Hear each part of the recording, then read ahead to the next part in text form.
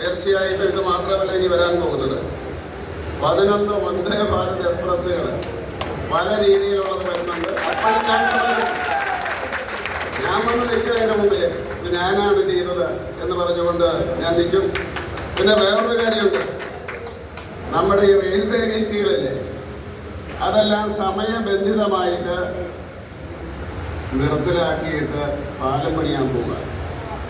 അന്ന് ഞാൻ വരും, ഇത് ഞാനാണ് ചെയ്തത് എന്ന് പറഞ്ഞുകൊണ്ട് ഞാൻ വരും.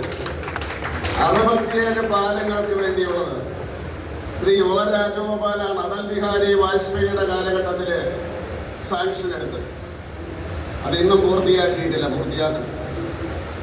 മറ്റൊന്ന് എനിക്ക് പറയാനുള്ളത്, ഈ ഡബിളിംഗ് ഉണ്ടല്ലോ, ഡബിളിംഗ് ഒ രാജഗോപാൽ തുടങ്ങിയതാണ്.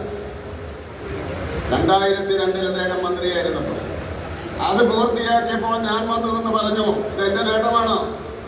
എനിക്ക് പറയാതിരിക്കാൻ പറ്റില്ലല്ലോ, ഞാനൊരു രാഷ്ട്രീയക്കാരനാണ്.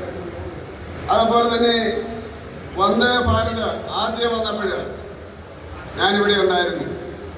അപ്പോൾ അത് തീർച്ചയായിട്ടും രാഷ്ട്രീയത്തിൻ്റെ ഭാഗമാണ്. ഏതായാലും 2000 ആണ്ട് മുതൽ ഈ റെയിൽവേയുടെ ഭാഗമായിട്ട് ഞാനുണ്ടായിരുന്നു. അതിലെനിക്കൊരു ദുഃഖമുള്ളത് ഇവിടെ പറഞ്ഞു.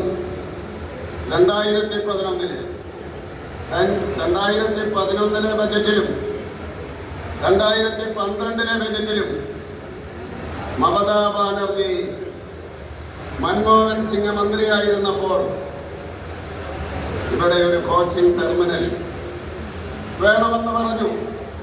ഇവിടെ മാത്രമല്ല, മേമത്തിലുണ്ടായിരുന്നു, രണ്ടും ഒരുമിച്ച.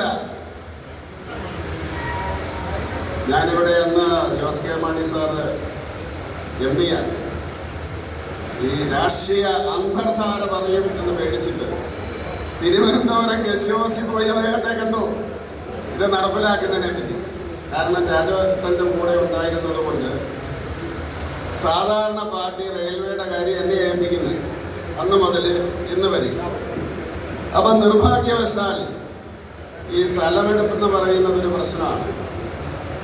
അപ്പം അതുകൊണ്ട് അന്ന് കോടിമതയിലെ ചതുപ്പുതലമാണ് പ്രപ്പോസ് ചെയ്തത്.